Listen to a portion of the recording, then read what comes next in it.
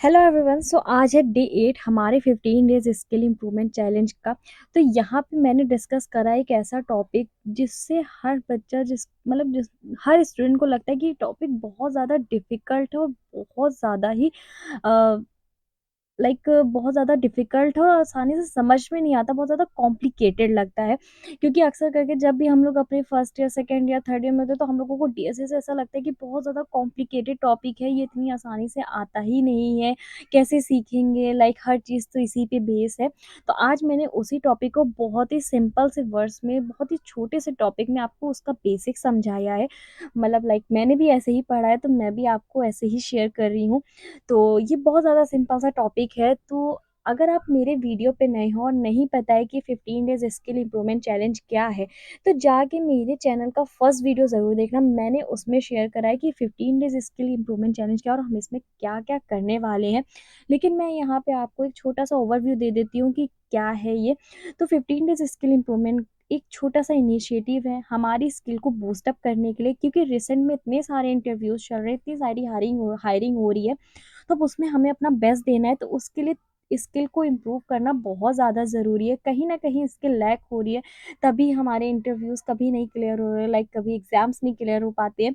तो बस अपनी स्किल को कंटिन्यूअसली इम्प्रूव करते रहो, आपको खुद अपने अंदर चेंज दिखने लगेगा इस 15 डेज़ के बाद। बस एक छोटा-सा इनिशिएटिव है, इसमें मैंने बिल्कुल बेसिक चीज़ें ही कवर करी हैं। जो चीज़ मैंने पढ़ी है, वही चीज़ मैंने आपके साथ शेयर करी है।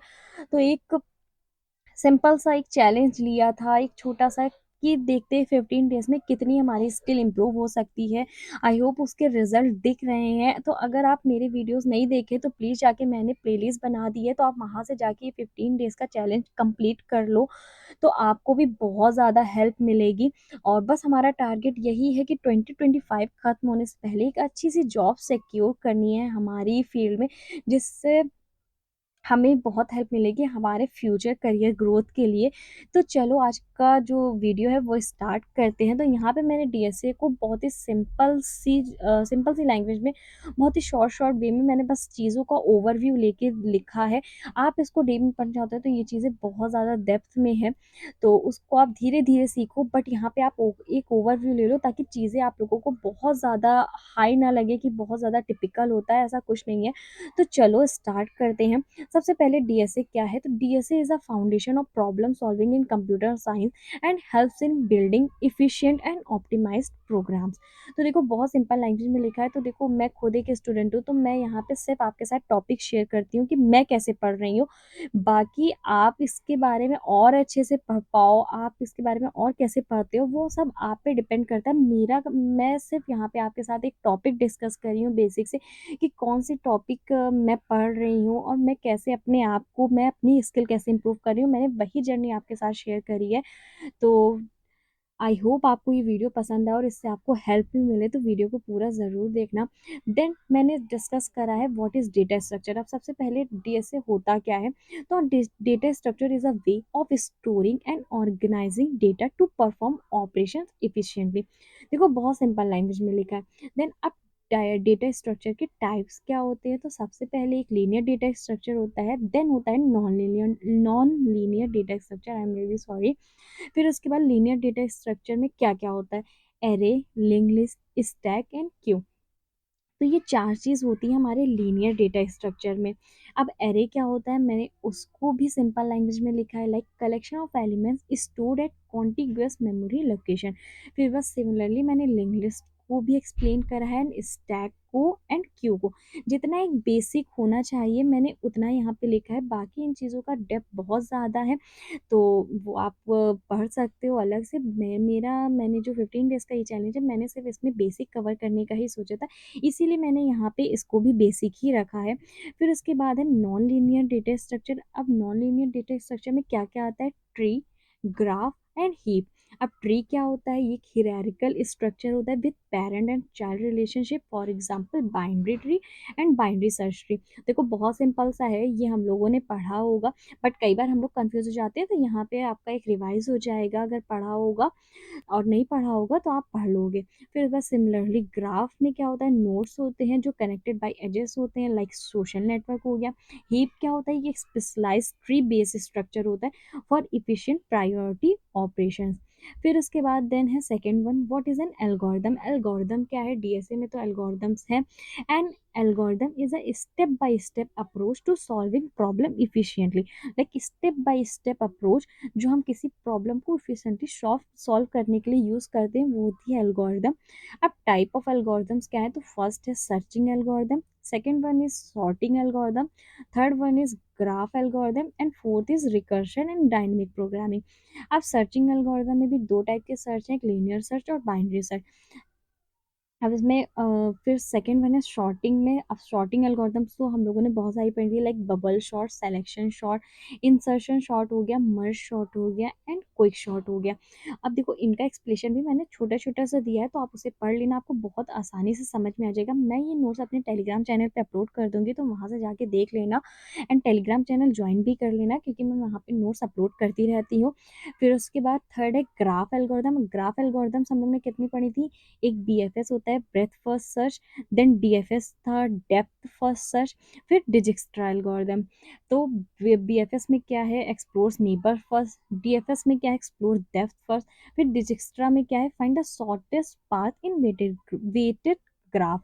तो देखो यहाँ पे मैंने सिंपल सी जो इम्पोर्टेंट है वही लिया हुआ है, और भी बहुत सारी तो वो मैंने यहाँ पे मेंशन नहीं करा, नहीं तो बहुत ज़्यादा लंबा वीडियो हो जाएगा।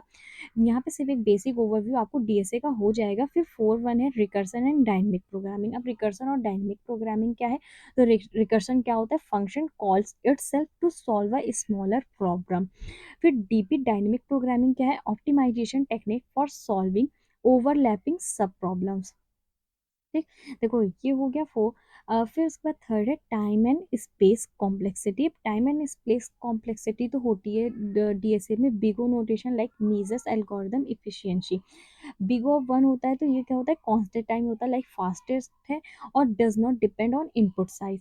फिर बिग ऑफ लॉग एन तो ये क्या होता है, लॉगरिथमिक टाइम होता है, इफिशिएंट होता है और बाइनरी सर्च में यूज होता है। फिर देन है बिग ऑफ एन, ये है linear time, grows proportionally with input size. फिर बिग ऑफ एन स्क्वायर हो गया, बिग ऑफ टू एन हो गया, तो ये क्या होती है, स्लो होती है और अवॉइड होती है, अवॉइड करी जाती है अगर हो सके तो। अ, फिर उसके बाद है important DSA topics for beginner. अब इम्पॉर्टेंस क्या है, मतलब इम्पॉर्टेंट टॉपिक्स क्या हैं, सॉरी, इम्पॉर्टेंट टॉपिक क्या हैं, तो देखो हैशिंग हो गया, बिट मैनिपुलेशन हो गया, फिर स्लाइडिंग विंडो हो गया, टू पॉइंटर में। हैशिंग क्या होता है, data retrieval in big of one time. Like देखो एक बेस्ट केस होता है, एक वर्स्ट केस होता है, तो बेस्ट केस में बिग ऑफ वन और वर्स्ट केस में big of n square, big of two n आ जाता है। तो यहाँ पे हैशिंग का क्या है, data retrieval in big of one time. इसे for example like hash map हो गया। सेम इसी तरह बिट मैनिपुलेशन क्या होता है, optimizing operation using bit wise operators. फिर स्लाइडिंग विंडो क्या होता है, efficient way to handle sub arrays problem. And two pointers क्या होता है, solving problem with two variable moving towards each other. इसकी प्रॉब्लम भी काफ़ी पढ़ी थी डीएसए जब हम लोग फर्स्ट ईयर या सेकेंड ईयर या थर्ड ईयर में थे। फिर उसके बाद है डीएसए टिप्स क्या है बिगनर्स के लिए। तो सबसे पहले प्रॉब्लम को समझो कोड करने से पहले, फिर एक बार ड्राई रन करो। जब आपने कोड लिख लिया, प्रॉब्लम समझ ली, तो कोड करने से पहले एक बार उसको ड्राई रन करके डिबग करके देखो कि कोई एरर वगैरह तो नहीं ना। फिर focus on optimizing time and space complexity. तो ये सबसे ज़्यादा ज़रूरी होता है कि टाइम और स्पेस कॉम्प्लेक्सिटी को मैनेज करना। ठीक, यहाँ पे क्योंकि हमें बेस्ट केस में रखना होता है। एंड फिर प्रैक्टिस कोडिंग डेली, लाइक आप लीड कोड, कोड फोर्सेस जैसे प्लेटफॉर्म पे डेली कोडिंग की प्रैक्टिस करो, तभी आप डीएसए में एक्सपर्ट हो पाओगे। मैं ये नहीं कह रही हूँ आप इतने से ये इतने से वीडियो से आप डीएसए पूरा पढ़ ले हो, पढ़ सकते हो, बट यहाँ पे मैंने सिर्फ आपको एक बेसिक बता दिया है। अब इसको अगर आपको बहुत अच्छे से आपको डीएसए में एक्सपर्ट होना है तो डेली कोडिंग की प्रैक्टिस करो, प्रॉब्लम को समझने की कोशिश करो और प्रॉब्लम के पीछे का लॉजिक क्या हो उसको अच्छे से इम्प्लीमेंट करने की कोशिश करो। आप डीएसए में परफेक्ट हो जाओगे, बस थोड़ा सा टाइम दो खुद को। ओके, अगर आपको वीडियो पसंद आया हो तो वीडियो को लाइक कर देना और चैनल को भी सब्सक्राइब कर देना, और अगर कोई भी मुझसे इस वीडियो में गलती हुई हो तो कमेंट में ज़रूर बता देना, मैं आगे की वीडियो में ज़रूर इम्प्रूव करूँगी। क्योंकि मैं यहाँ पे आपके साथ सिर्फ अपनी जर्नी शेयर कर रही हूँ, मैं जैसे पढ़ती हूँ, ताकि जो हम सब ने प्रॉब्लम फेस करी है वो आगे आने वाले स्टूडेंट्स ना फेस करें। तो आई होप आपको ये वीडियो पसंद आया होगा, और नोट्स टेलीग्राम चैनल पर मिल जाएंगे आपको, तो वहाँ से जाके ले लेना। ओके, फिर मिलते हैं नेक्स्ट वीडियो में, तब तक के लिए बाय बाय।